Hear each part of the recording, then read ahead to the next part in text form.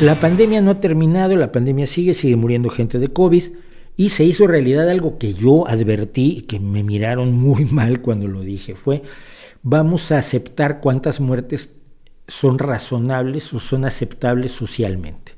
¿Qué fue lo que pasó con el SIDA? La gente sigue muriendo de SIDA, pero ya no está en las portadas. Cuando moría gente de SIDA estaba en las portadas, ahí en los años de 1987, 88. El SIDA, se hablaba todo el tiempo del SIDA y de cómo se contagiaba. Yo me acuerdo que, ay, las lágrimas también contagian el SIDA, ay, no me digas. Luego resultó que no era cierto. Y había muchas medias verdades, había muchos inicios en falso de los propios científicos que se enfrentaban a algo totalmente nuevo. Y lo mismo ha pasado ahora. Los antivacunas, por supuesto, están tratando de regresar y reaccionar en venganza de que no tuvieron razón, en venganza de que las vacunas efectivamente lograron reducir la mortandad, la gravedad de la enfermedad en la mayoría de los casos, incluido el mío, que yo sufrí de COVID, después de 3 vacunas. Tener una enfermedad pues, prácticamente leve, comparado con algo que me podía matar a mis años. Entonces, me encontré, la idea clara es que esto no ha terminado, pero me encontré con esto, que es un hilo que hizo María van Kerkhove, que es epidemióloga especializada en enfermedades infecciosas, es la líder técnico del análisis de la COVID en la Organización Mundial de la Salud, es líder de las enfermedades y zoonosis emergentes. Las zoonosis emergentes es lo que se nos contagia de animales a seres humanos, que así el SIDA y muchas otras enfermedades a lo largo de la historia, incluida la peste negra, son enfermedades zoonóticas, es decir, son enfermedades que tienen los animales y que al pasar a los humanos adquieren características totalmente distintas, porque los microorganismos que las producen están viviendo en un medio ambiente radicalmente distinto, en el que se comportan de manera obviamente diferente que cuando estaban limitados al metabolismo de una rata o de un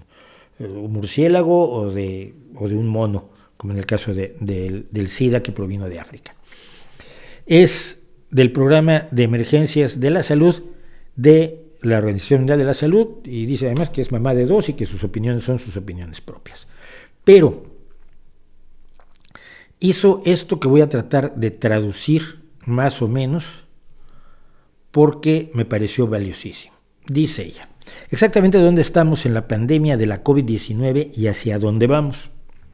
Hace 3 años, la Organización Mundial de la Salud, esto lo publicaba el 11 de marzo, describió la situación de la COVID como una pandemia, pero fue 6 semanas antes, el 30 de enero de 2020, que el doctor Tedros declaró que la situación en evolución era una emergencia pública de preocupación internacional, nuestra alarma más alta para el mundo. Sí, en el 30 de junio decidió la alarma más alta, pero mucha gente decidió no hacer caso.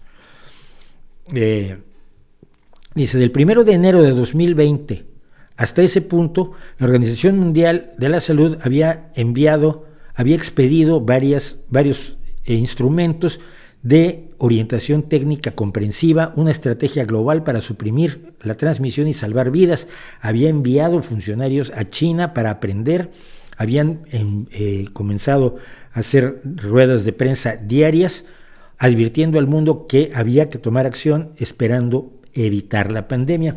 Es algo muy interesante: si se hubiera evitado la pandemia, se hubiera dicho que exageraron.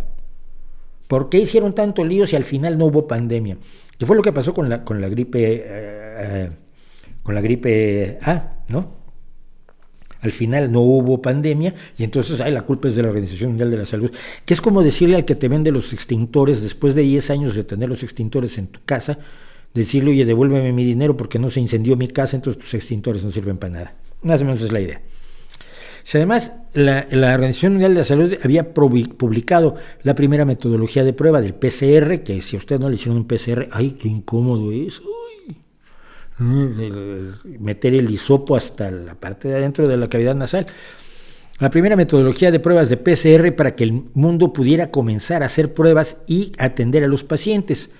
Un informe de la misión de la OMS y China en febrero de 2020 Desafortunadamente, muy pocos escucharon y muy pocos adoptaron suficientes acciones para limitar el contagio, preparar a los hospitales para recibir a pacientes, aumentar los suministros, advertir a sus poblaciones. ¿Qué es lo que pasa? Que los gobiernos tratan de no provocar el pánico, y a veces por no provocar el pánico pasa lo que ocurrió en esta pandemia. No se hizo lo suficiente para prepararse en caso de que ocurriera. Y otra vez, si los gobiernos se hubieran preparado y no hubiera ocurrido la pandemia, entonces estaban tirando el dinero. Aquí no hay forma de quedar bien, y eso es preocupante. Alrededor de este momento, hace 3 años, el mundo despertó a lo serio que era la COVID-19, con las órdenes de quedarse en casa, y la vida, como la conocíamos, cambió. Hace exactamente 3 años estábamos encerrados todos en nuestra casa. Yo salía para hacer mis vídeos y luego me traje el estudio para acá porque era más fácil que la policía me detenía cuando iba yo a mi estudio a hacer esto. Todos nos hemos visto afectados por la pandemia de la COVID-19, todos somos diferentes y no podemos ir de vuelta a la forma en que era. Tenemos que hacer mejores nuestros futuros. Sé que el mundo desea desesperadamente que termine la pandemia de la COVID-19, yo también, pero no hemos terminado y este virus no ha terminado con nosotros todavía. Está aquí para quedarse y podemos hacer más para proteger a todos en todos lados. La gente está muriendo de COVID-19 todos los días. Insisto, estoy leyendo un hilo en Twitter de María Van Kerkhove. Hay gente sufriendo de trastorno post-COVID-19 o COVID de larga duración. Los sistemas de salud se ven tensos, la fuerza de trabajo está agotada y quien tenga conocidos médicos, enfermeras, técnicos que cuidan a los pacientes han estado reventados. No está diciendo nada falso. No hay medicamentos disponibles para la COVID-19 en muchísimos lugares. Las tasas de vacunación de la COVID-19 son muy bajas entre poblaciones que tienen el mayor riesgo de sufrir la enfermedad grave de todos los países del mundo, especialmente los países de ingresos medios y bajos.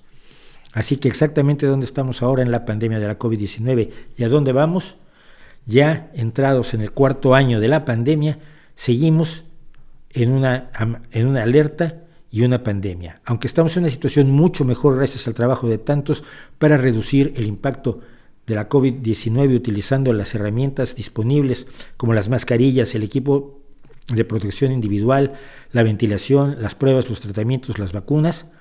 Todos podemos, y creo que lo lograremos, finalizar la emergencia de la COVID-19 este año. Esto no significa que la lucha haya terminado. Tenemos que permanecer vigilantes porque todos seguimos bajo riesgo, porque el impacto de la COVID-19 sigue siendo altísimo, el virus sigue evolucionando y no se ha asentado en un patrón predecible ni estacional. El acceso a las herramientas que salvan la vida no es equitativo y porque todavía tenemos aproximadamente 10,000 muertes a la semana. Las muertes llegaron a 40,000 a la semana hace unas pocas semanas.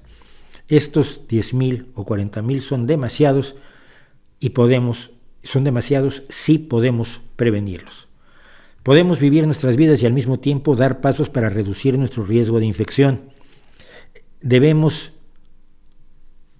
hacerlo porque el virus está circulando sin control. El riesgo de una enfermedad severa, grave, existe especialmente para quienes no están vacunados o no tienen los refuerzos que se han recomendado. El riesgo de variantes futuras existe. Sabemos mucho más sobre este virus y la COVID-19, pero no lo sabemos todo.